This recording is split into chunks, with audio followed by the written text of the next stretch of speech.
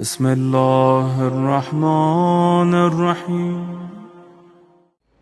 اب یہاں پہ سنن نبی داؤد سے میں آپ کو حوالہ پیش کرنے لگا ہوں کہ ابی بن کعب فرماتے ہیں کہ حضرت عمر بن خطاب نے مجھے حکم دیا کہ میں رمضان شریف کی رات میں نماز، اور بریکٹ میں لکھا ہے تراویح، نماز پڑھاؤں۔ عربی عبارت میں تراویح نہیں ہے، تو یہاں پہ بریکٹ میں انہوں نے لکھا ہے تراویح پڑھاؤں۔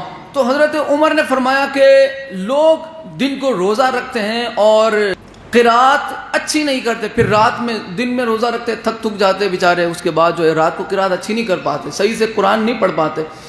تو انہوں نے کہا کہ تو قرآن مجید کی رات کو تلاوت کریں تو اچھا ہے۔ تو حضرت ابی بن کعب رضی اللہ عنہ نے فرمایا کہ اے امیر المومنین، یہ تلاوت کا طریقہ پہلے تو نہیں تھا۔ تو حضرت عمر نے فرمایا کہ میں جانتا ہوں کہ یہ نہیں تھا، لیکن یہ طریقہ تلاوت اچھا ہے، وہ انہیں پسند تھا، وہ حضرت عمر کو پسند تھا۔ میں جانتا ہوں کہ یہ طریقہ پہلے نہیں تھا، لیکن یہ تلاوت کا طریقہ اچھا ہے۔ ہم نے لوگوں کو 20 رکعت نماز پڑھائی اور پھر آگے پھر تراویح کر دیا۔ تو پتہ چلا کہ یہ حضرت عمر کے دور میں یہ طریقہ شروع ہوا، یہ سلسلہ 20 رکعت کا اور با جماعت نماز کا۔ اب یہاں پہ شرح صحیح مسلم میں علامہ غلام رسول سعیدی صاحب نے یہاں پہ آپ دیکھیں کہ اتنی وضاحت کر دی کہ جس کے بعد کچھ کہنے سننے جیسا ہے ہی نہیں۔ یہاں پہ صفحہ نمبر 540 میں کہتے ہیں کہ اور حضرت عمر رضی اللہ عنہ جو تمام رمضان میں با جماعت تراویح کو رواج دینے والے تھے، وہ سب سے پہلے جس نے نماز تراویح کو جمع کر کے ایک بندے کے پیچھے با جماعت شروع کروایا، وہ حضرت عمر تھے۔ یہ رسول اللہ کے زمانے میں نہیں تھا، یہ حضرت ابو بکر کے زمانے میں بھی نہیں تھا، ٹھیک ہے۔ تو یہاں پہ صحابہ کرام سے فرماتے تھے یہ کہ یہ با جماعت تراویح اچھی بدعت ہے، نعم البدعۃ ھذہ، اچھی بدعت ہے، مگر اس وقت تم سوتے ہو اور بہتر ہے کہ تم اس وقت پڑھ لیا کرو، اس وقت سوتے ہو تو ابھی تم نماز پڑھ لو، لیکن افضل وقت وہی ہے، افضل وقت وہی ہے جو رات کا آخری حصہ ہے۔ یہ نماز تراویح نہیں تھی، یہ نماز شب تھی، نماز تہجد جسے کہا جاتا ہے، یہ وہ نماز تھی۔ اور پھر فرماتے ہیں یعنی وہ گروہ جو تراویح کے وقت سو جاتا ہے اس سے افضل ہیں جو تراویح پڑھتا ہے۔ ان کی مراد تھی کہ تہجد پڑھنے والے افضل ہیں۔ آگے لکھتے ہیں کہ اس حدیث کے راوی عبد الرحمن بن عبد القاری بیان کرتے ہیں کہ میں ایک روز حضرت عمر کے ساتھ گیا تو دیکھا کہ لوگ حضرت ابی بن کعب کی اقتداء میں نماز تراویح پڑھ رہے تھے۔ اب یہاں پہ اس روایت کا آخری جو حصہ ہے وہ یہ ہے کہ علامہ عینی اس کی شرح میں لکھتے ہیں کہ اس سے معلوم ہوتا ہے کہ حضرت عمر ہمیشہ جماعت کے ساتھ تراویح نہیں پڑھتے تھے، اور ان کی رائے یہ تھی کہ گھر میں نماز پڑھنا افضل ہے، خصوصاً آخر شب میں، رات کے آخری حصے میں۔ اسی وجہ سے امام طحاوی نے فرمایا کہ تراویح گھر میں پڑھنا افضل ہے۔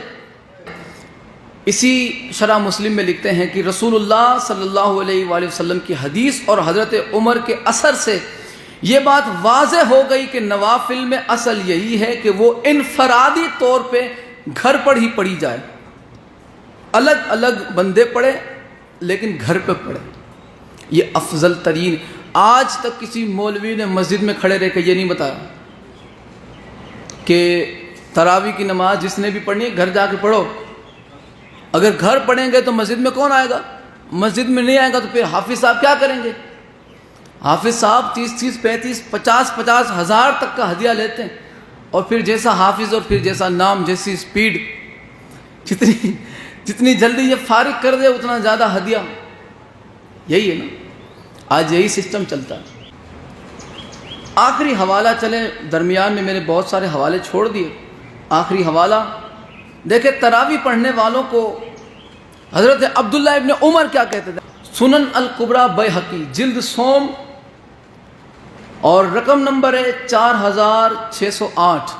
مجاہد عبداللہ بن عمر سے نقل فرماتے ہیں کہ ان کو کسی شخص نے کہا کہ میں رمضان میں امام کے پیچھے نماز پڑھ لیا کروں. ابن عمر نے فرمایا کیا تو حافظ نہیں؟ کہنے لگا جی ہاں حافظ ہوں. پھر فرمایا کہ ابن عمر کہنے لگے کہ کیا تو گدھے کی طرح خاموش رہے گا؟ اس سے اچھا ہے گھر جا کے پڑھ. امام کے پیچھے رمضان میں نماز پڑھنے سے اچھا ہے یہ وہ نماز جسے تراویح کہا جاتا ہے. یہ عبداللہ ابن عمر نے فرمایا. دوسری